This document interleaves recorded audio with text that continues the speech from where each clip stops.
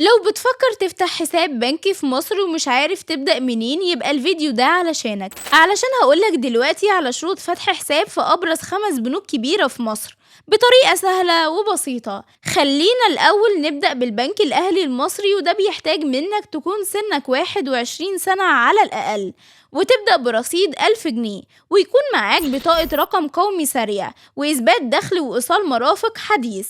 أما بنك مصر بيتيح فتح الحساب من سن 16 سنة لو معاك وصي، ورصيد البداية 500 جنيه، والمستندات صورة البطاقة وإثبات دخل. أما بنك اسكندرية بيحتاج يكون سنك 18 سنة ورصيد 1000 جنيه، وبنك القاهرة نفس السن ورصيد 500 جنيه، وكلهم محتاجين المستندات الأساسية صورة البطاقة وإثبات دخل. أما البنك التجاري الدولي CIP فالشروط أعلى شوية، لازم سنك يكون 21 سنة على الأقل، ورصيد البداية 5000 جنيه، ويكون معاك المستندات المعتادة. طبعا الشروط دي ممكن تختلف شوية حسب الفرع أو نوع الحساب، فالأفضل تتواصل مع البنك قبل ما تفتح الحساب علشان كل حاجة تمشي بسهولة.